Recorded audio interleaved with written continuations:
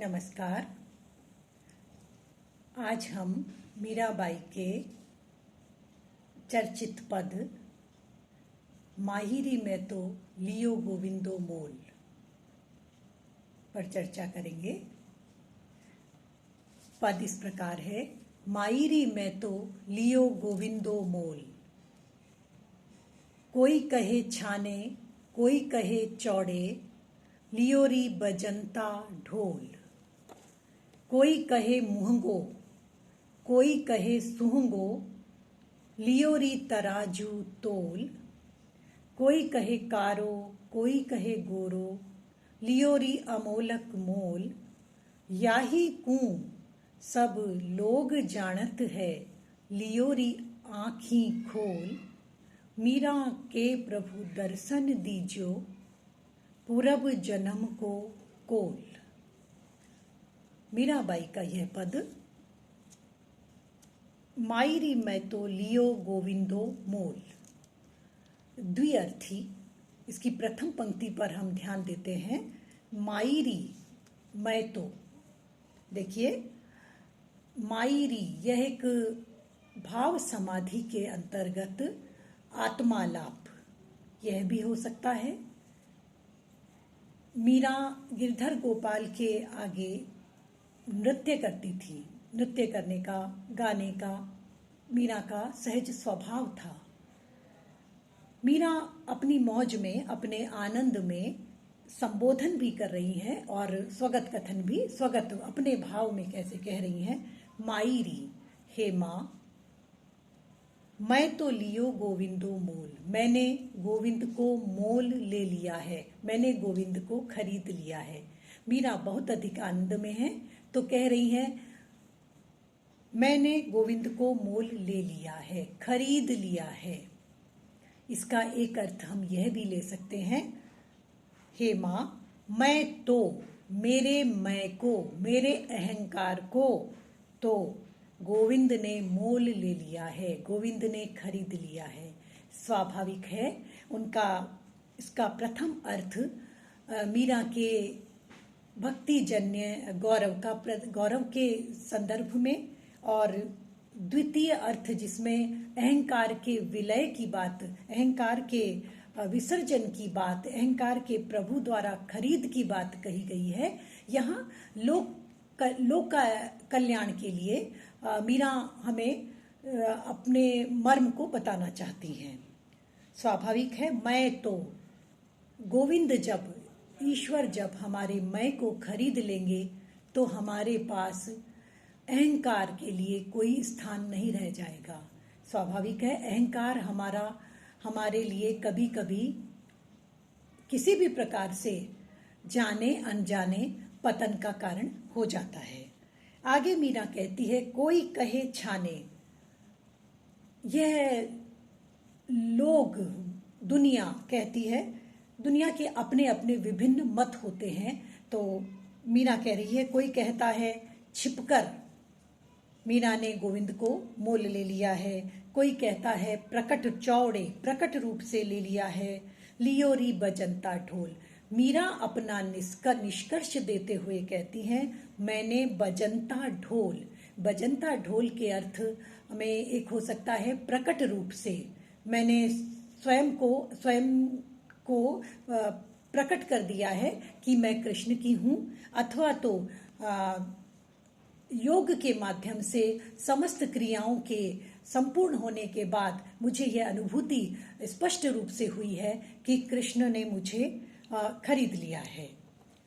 कोई कहे मुहंगो, मीरा कहती है अपनी बात को आगे बढ़ाते हुए, अवस्था में, आनंद की अवस्था में कहती है, कोई कहता है महंगा है। स्वाभाविक है, मुंडे मुंडे मतिर भिन्ना, सबकी भिन्न बुद्धि होती है तो लोग स्वभावतः अलग अलग बातें बनाते हैं या कहते हैं।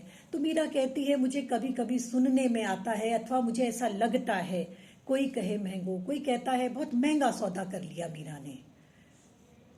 मीरा राजकुल घराने की वधू, राजकुल घराने की कन्या, संसार के समस्त वैभव विलास इसके चरणों में लौट सकते हैं। तो इसने ये कृष्ण के को पति के रूप में वर्ण करके ये इतना महंगा सौदा क्यों किया। कोई कहे सुहंगो, कोई कहता है बहुत सस्ता सौदा है। मीरा कहती है, कोई कहता है कुछ नहीं है, संसार के इस वैभव विलास का मूल्य कुछ नहीं है, ये सब नाशवान है। और मीरा ने जो ये अपने जीवन को कृष्ण को समर्पित किया है और पति रूप में कृष्ण का वर्ण किया है, यह बिल्कुल सस्ता सौदा है। मीरा अपना निष्कर्ष देते हुए कहती हैं, लियोरी तराजू तोल। यद्यपि प्रेम तराजू में तोलने जैसी स्थिति नहीं होती, फिर भी मीरा कहती है कि यह बराबर का व्यवहार है, लेन देन बराबर का है। अर्थात कृष्ण ने मुझे खरीद लिया है और मेरा अहंकार कृष्ण में पूर्ण रूप से विलीन हो गया है। यह तराजू पर बराबर किया जाने वाले सौदे के समान न्याय संगत है। कोई कहे कारो, कोई कहता है काला है। किस काले को, इतनी सुंदर मीरा ने किस काले को अपने आप को समर्पित कर दिया। कोई कहे गोरो, कोई कहता है मीरा ने का जो वर है, मीरा के जो गिरधर गोपाल हैं वो गोरे हैं, गौर वर्ण के हैं। लियोरी अमोलक मोल, मीरा कहती है बहुमूल्य नहीं है मेरे लिए कृष्ण, अमोलक मोल। कृष्ण ने मुझे अमूल्य रूप में खरीदा है। अमोलक का क्या मोल हो, बहुमूल्य का तो मोल हो सकता है, अमोलक का अनमोल है। जो हृदय के हृदय के न्योछावर के रूप में मुझे कृष्ण मिले हैं, तो उनका मोल मैं कैसे बता सकती हूँ। मेरी दृष्टि में अमूल्य हैं।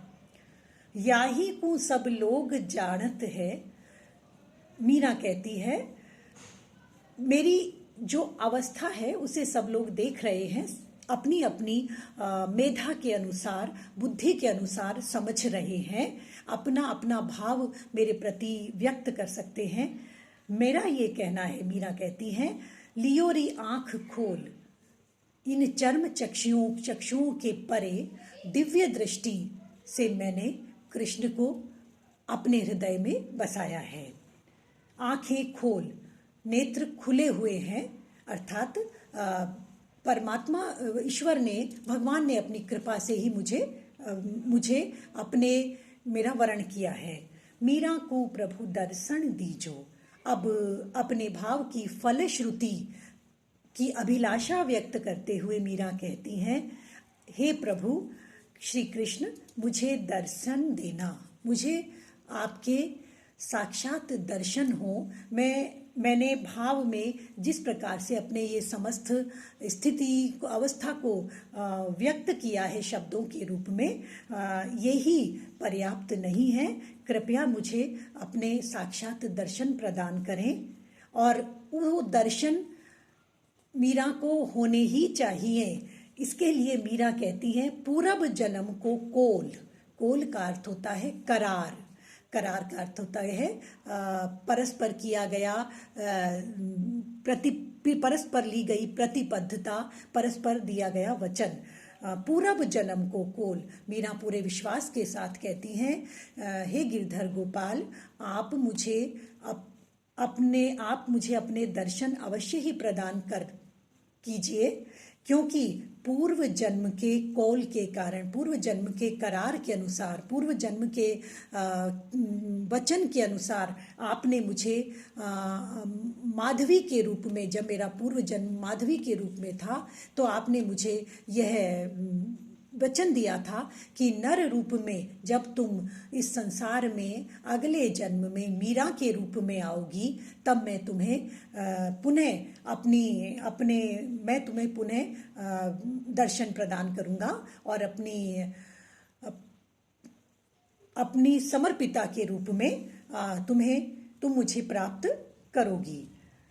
यह पद गेय तो है ही, साथ ही अहंकार के पूर्ण विलय के बाद ही हम भगवान के दर्शन का लाभ प्राप्त कर सकते हैं, और यह दर्शन लाभ भगवान की कृपा से ही हमें प्राप्त होता है। मीरा यहाँ स्पष्ट उद्घोष कर रही हैं कि दुनिया क्या कहती है, यह दुनिया का अपना विचार हो सकता है और एक स्थिति में सबका अपना विचार ठीक भी हो सकता है, किंतु मेरा यह विचार है कि मेरे अहंकार का विलय कृष्ण में हो गया है और मुझे कृष्ण ने खरीद लिया है, अर्थात मैं पूर्ण रूप से कृष्ण की समर्पिता हूँ। यह पूर्व जन्म के अनुराग का फल है। धन्यवाद।